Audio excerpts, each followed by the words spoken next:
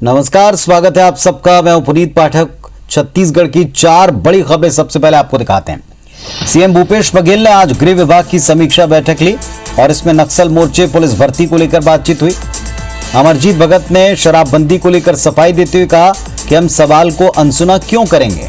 विपक्ष को घेरा, कहा कि बैठक में तो विपक्ष आता ही नहीं। शिक्षक भर्ती को लेकर फिर मुद्दा गरमाया। रमन सिंह ने ट्वीट कर सरकार से पूछा, अगर भर्ती हो गई तो प्रदर्शन करने वाले लोग कौन हैं। छत्तीसगढ़ में खाद की किल्लत शुरू हो गई और इससे गुस्साए किसानों ने बलरामपुर में सोसाइटी में ताला जड़ दिया।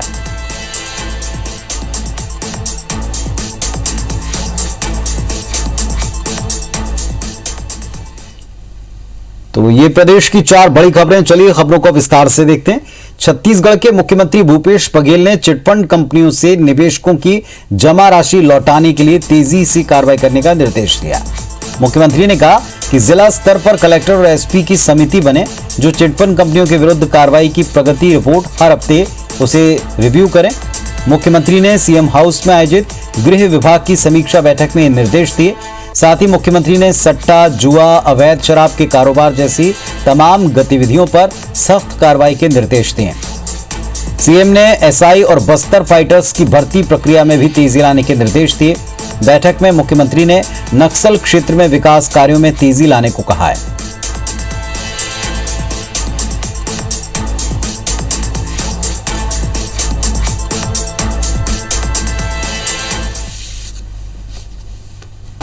तो ये जन उपयोगी जो काम है उन कामों के लिए इस तरह की समीक्षा बैठक एक सतत निगरानी प्रक्रिया है और इस तरह के बैठक आयोजित करने से विभागों के काम का परफॉर्मेंस अच्छा बढ़ जाता है। सीएम भूपेश बघेल ने आज नगरीय प्रशासन और विकास विभाग की समीक्षा बैठक भी ली है। बैठक में स्वच्छता सर्वेक्षण, मुख्यमंत्री स्लम स्वास्थ्य योजना, दाई दीदी क्लिनिक, टैंकर मुक्त शहर, अमृत मिशन, जल प्रदाय परियोजना और कई अहम योजनाओं के विकास कार्यों की समीक्षा की। मुख्यमंत्री ने रसोई गैस के बढ़ते दाम पर गरीब वर्गों को राहत पहुंचाने की दिशा में शहरी इलाकों में गोबर गैस प्लांट तैयार करने का निर्देश दिया। गोबर गैस प्लांट में उपयोग हो चुके गोबर का इस्तेमाल निकट के उद्यानों और खेतों में करने के निर्देश दिए। मुख्यमंत्री ने गौठानों के बेहतर प्रबंधन और आमदनी बढ़ाने के साथ आत्मनिर्भर बनाने की दिशा में अपना सुझाव भी दिया है। विभाग के अफसरों ने बताया कि 126 निकायों को टैंकर मुक्त कर लिया गया है।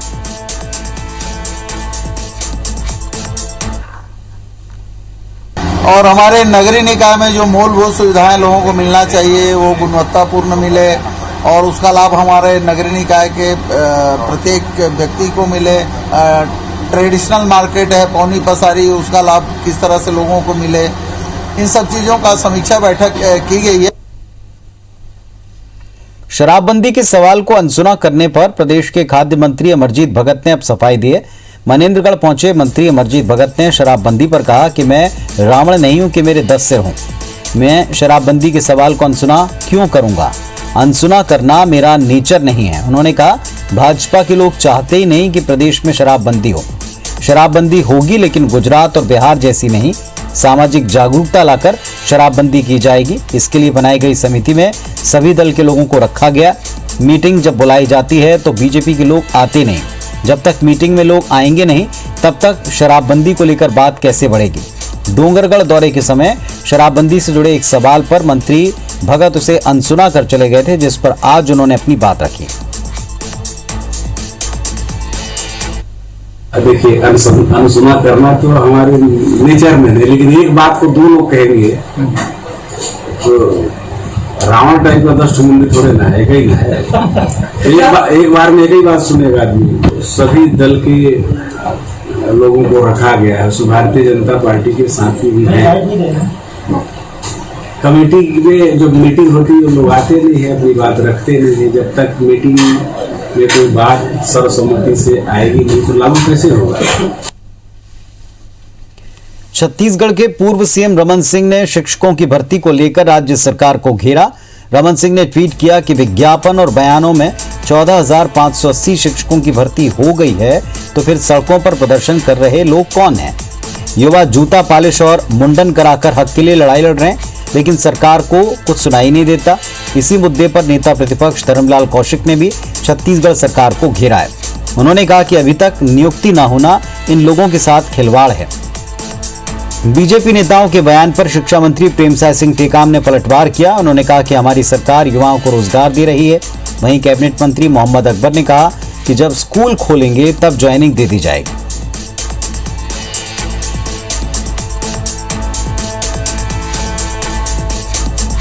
तो ट्वीट देखें आप पूर्व सीएम रमन सिंह का। विज्ञापन बयानों में 14,580 शिक्षकों की भर्ती हो गई तो सड़कों पर प्रदर्शन कर रहे लोग कौन हैं?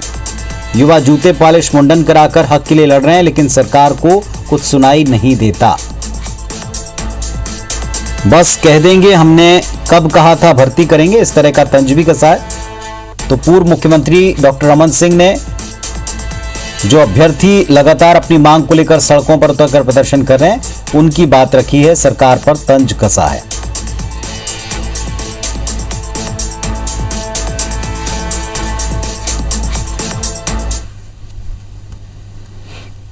जब विज्ञापन जारी हुआ तो बड़ी बड़ी बातें सरकार के द्वारा की गई, लेकिन 20 जाने के बाद 21 तक नियुक्ति नहीं होना, ये यहाँ के लोगों के साथ में खिलवाड़ है, व्याख्याताओं के साथ में खिलवाड़ है, युवाओं के साथ में खिलवाड़ है। ये अपने कार्यकाल को पहले देख लें, एक भी नियमित शिक्षक की भर्ती नहीं की। जब से हमारी सरकार बनी है हम लोगों ने 15,000 जो नियमित जो शिक्षक हैं उनकी भर्ती हम लोगों ने करने जा रहे हैं। व्याख्याताओं की भर्ती हो गई है। शिक्षक और सहायक शिक्षक इनकी भी बहुत जल्दी जैसे स्कूल खुलेगा हम उनकी नियुक्ति पत्र उनको दे देंगे। भर्ती की प्रक्रिया तो हुई है, लेकिन स्कूल खुल रहे हैं क्या? अभी मामला तो कोरोना काल का है ना, तो जो भी परिस्थितियां हैं उसके कारण। और वो डॉक्टर रमन सिंह का तो भाई उनको जनादेश जिस बात का है वो अपना काम कर रहा है। छत्तीसगढ़ में बस का किराया बढ़ाए जाने की मांग को लेकर बस मालिकों ने कलेक्टर को एक ज्ञापन सौंपा है। इस ज्ञापन के माध्यम से बस मालिकों ने सरकार का डीजल के बढ़ते दाम से उन्हें होते नुकसान पर ध्यान खींचा है। मांग की कि किराया बढ़ाने दें। छत्तीसगढ़ यातायात महासंघ के प्रदेश अध्यक्ष अनवर अली के मुताबिक डीजल के दाम 60 रुपये से बढ़कर 97 तक पहुंच गए। उनका किराया 40% तक बढ़ाया जाना बहुत जरूरी है। आज उन्होंने सिर्फ सांकेतिक प्रदर्शन किया, लेकिन अगर सरकार ने मांगों पर विचार नहीं किया, फैसला नहीं किया, तो 8 तारीख से पूरे शहर में बसों की बारात निकालकर चक्का जाम करेंगे। इसके बाद अनिश्चितकालीन बस हड़ताल की जाएगी। जरूरत पड़ने पर बस संचालक जल्द समाधि भी ले सकते हैं।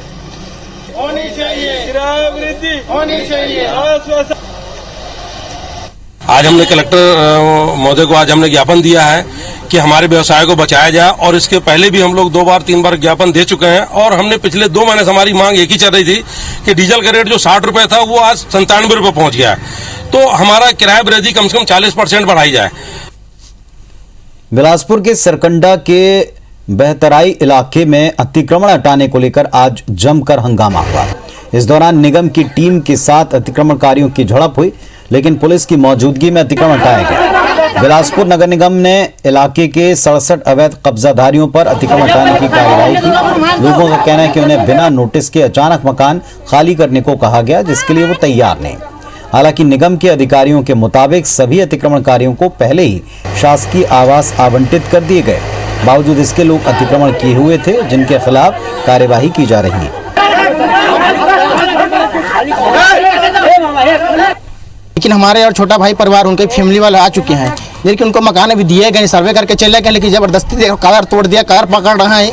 ये तो गलत चीज़ है निगम का, बगैर नोटिस का। आज इन्होंने को नोटिस दिए हैं और अचानक इन लोगों को तोड़फोड़ में कर दिए हैं।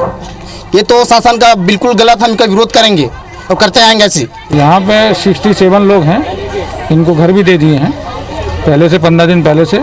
उसके बाद भी खाली नहीं कर रहे थे। कुछ लोगों ने खाली कर लिया है, उनको हटा रहे हैं, और जिन्होंने खाली नहीं किया उनको खाली करा रहे हैं। या बाहर से किसी को बुला लिए हैं, उनको घर मिल जाए, उस तरह का लोग विवाद कर रहे हैं, बाकी ऐसा कुछ नहीं। स्कूल खोलने को लेकर निजी स्कूल संघ एक सर्वे करवाने वाला है। कुल 10 बिंदुओं पर यह सर्वे करवाया जाएगा। निजी स्कूल के पदाधिकारी रायपुर के आसपास के ग्रामीण क्षेत्रों में जाएंगे, छात्रों के परिजनों से बात करेंगे और स्कूल खोलने पर पालक क्या सोचते हैं, अगर खुलता है स्कूल तो क्या तैयारियां होनी चाहिए, इस पर बात करेंगे। ऑनलाइन पढ़ाई के अनुभव के बारे में भी जानकारी ली जाएगी। रविवार को रायपुर के आसपास के गांव में जाकर ये सर्वे होगा। इस सर्वे की जानकारी आएगी, उस आधार पर रिपोर्ट बनाकर शासन को सौंपेंगे।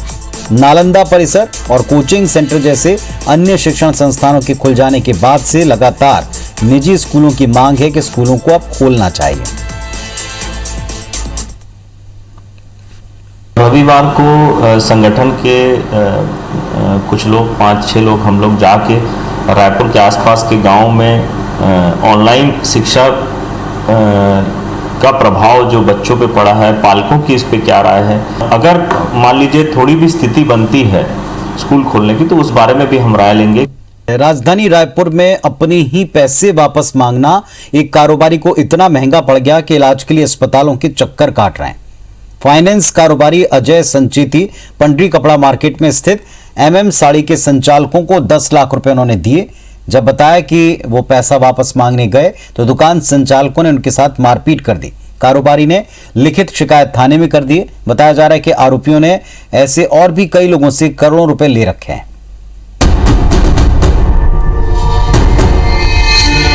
यह है फाइनेंस कारोबारी अजय संचेती, जिन्होंने 5 साल पहले 10 लाख रुपए MM साड़ी के संचालक प्रमोद धारीवाल को दिए थे। प्रमोद धारीवाल की मौत हो जाने के बाद कारोबारी अजय संचेती कई बार अपने पैसे मांगने पंडरी स्थित MM साड़ी के नए संचालकों के पास गए।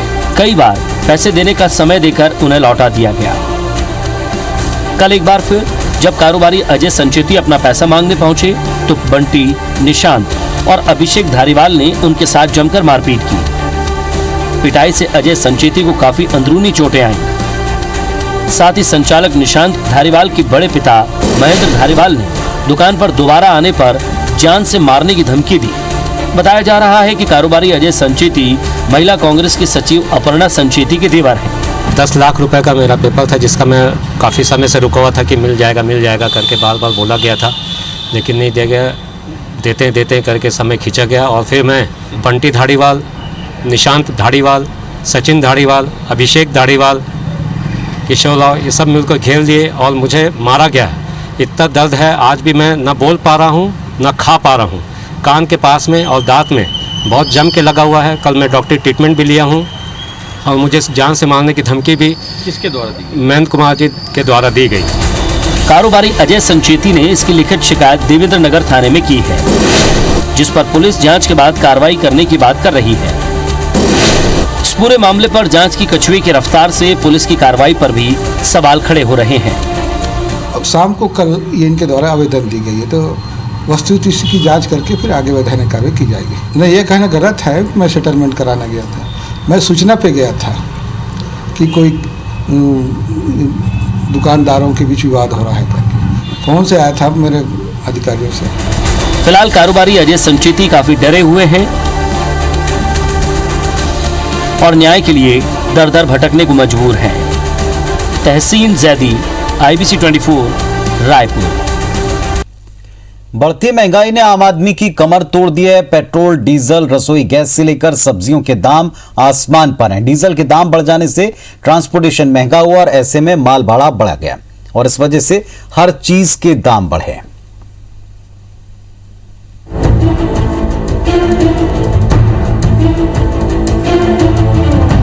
पेट्रोल 100 के पार, डीजल भी शतक मारने को बेकरार। रसोई गैस के दाम में इजाफा हो रहा है। इस महंगाई ने आम आदमी की कमर तोड़ कर रख दी है। अच्छे दिनों के वादे अब बेमानी हो गए हैं। जनता जाए तो जाए कहां? महंगाई डायन से यमदूत बन गई है। आम आदमी कराह रहा है। डीजल के दाम बढ़ने से ट्रांसपोर्टेशन महंगा हो गया। ट्रांसपोर्टेशन महंगा होने का मतलब सब महंगा होना, क्योंकि माल भाड़ा बढ़ गया है। सब्जियों का परिवहन करने वाले भी मजबूर हैं। पुराने दरों पर माल भाड़ा उनके लिए घाटे का सौदा साबित हो रहा है। ऐसे में माल भाड़े में 15 से 20% की बढ़ोतरी की गई है। माल भाड़ा क्या, डीजल के बढ़ोतरी के नाम से बढ़ा है भाड़ा। 15% से 20% भाड़ा बढ़ा हुआ है। टाटा ट्रक और सब DIY का सब। अब परिवहन की लागत बढ़ने से सब्जियों के दाम भी बढ़ गए हैं। रायपुर की बात करें तो पिछले 1 महीने में सभी सब्जियों के दामों में 20 से 25% की बढ़ोतरी हो गई है। जो टमाटर 1 महीने पहले 12 से 14 रुपए प्रति किलो बिक रहा था, वो अब 16 से 18 रुपए किलो बिक रहा है। मूंगा 70 से 80 रुपए किलो बिक रहा है, जो पहले 50 से 60 रुपए किलो बिका करता था। फूल गोभी का भी यही हाल है। एक महीने पहले 25 से 30 रुपए इसका दाम था, जो आज 40 से 45 रुपए प्रति किलो हो गया है। करेला भी 50 से 55 रुपए किलो बिक रहा है, जो एक महीने पहले 30 रुपए किलो बिका करता था। लौकी एक महीने पहले 6 से 8 रुपए किलो बिका करती थी, जो कि आज 8 से 16 रुपए किलो बिक रही है। भिंडी के दाम भी बढ़ गए हैं, जो एक महीना पहले 20 से 25 रुपए किलो बिकती थी, वो आज 30 से 40 रुपए किलो बिक रही है। बात बैगन की करें तो बैगन भी एक महीना पहले 15 से 20 रुपए किलो बिका करता था, जो कि आज 30 से 35 रुपए किलो बिक रहा है। धनिया की धमक भी कम नहीं। एक महीने पहले जो धनिया 10 से 15 रुपए किलो बिका करता था, वो आज 40 से 45 रुपए किलो बिक रहा है। वही मिर्ची भी और तीखी हो गई है। जो मिर्ची एक महीना पहले 15 से 20 रुपए किलो बिका करती थी, वो आज 50 से 55 रुपए किलो बिक रही है। सब्जी विक्रेताओं के मुताबिक अभी ज्यादातर सब्जियां बाहर से आ रही हैं। ऐसे में जब तक लोकल सब्जियां नहीं आएंगी, इनके दाम कम होना मुश्किल है। यानी माल भाड़े का असर आम आदमियों का बोझ और बढ़ाएगा। बढ़ने के कारण डीजल की रेट में वृद्धि हुई और इसके कारण लगभग 20 से 25% वृद्धि हुई है। इससे हो ये रहा है कि थोक में सब्जियों के रेट तो बढ़े ही हैं, चिल्हर में भी रेट लगभग दुगने तिगने हो गए हैं। आम उपभोक्ता बहुत परेशान है डीजल और पेट्रोल के रेट बढ़ने के कारण। ये कम से कम अभी 6 से 8 महीना और चलेगा उस डिफिनेशन ऑयल कंपनी को देने के लिए। वहीं किसानों को भी काफी नुकसान उठाना पड़ रहा है। सब्जी उत्पादक किसानों के मुताबिक डीजल के अलावा कृषि सामग्रियों के दाम बढ़ने से भी उनकी लागत बढ़ गई है। ऐसे में दाम बढ़ने का फायदा उन्हें नहीं मिल रहा। बहुत ज्यादा नुकसान हो रहा है, कुछ भी फायदा नहीं हो रहा है। डीजल बढ़ने के कारण तो पूरा नुकसान हो रहा है। कोई भी जगह जाओ डीजल की खपत हो रहा है तो की लागत निकल पा रही थी, कुछ नहीं निकल पा रहा है। बहुत घाटे में लागत निकल पा रही थी। 10 रुपए किलो में बेचे हैं आज। कवर्धा पास मरपा से आए हैं हमन है और एकदम लागत नहीं निकलते। बहुत ज्यादा परेशान हैं किसान। पूरा मजदूर के पैसे नहीं निकलत, हमार खर्चे नहीं निकलते। डीजल उजल के भी रेट सब बढ़ गए हैं और सब पूरा बहुत एकदम किसान लोग एकदम परेशान हैं हम। कोरोना के इस दौर में जहां आम आदमी के पास आमदनी की कमी है, नौकरियां जा रही हैं, ऐसे में महंगाई की एक के बाद एक मार ने जनता को अधमरा कर दिया है। बेतहाशा बढ़ते दाम से बेहाल जनता आखिर गुहार किससे लगाए, क्योंकि हुक्मरानों के पास कोरे वादे और झूठी तसल्ली के अलावा कुछ नहीं। Star Jain, IBC 24, Raipur. तो इस बुलेटिन में फिलहाल इतना ही। खबरों अपडेट्स के लिए आप देखते रहिए IBC 24। नमस्कार।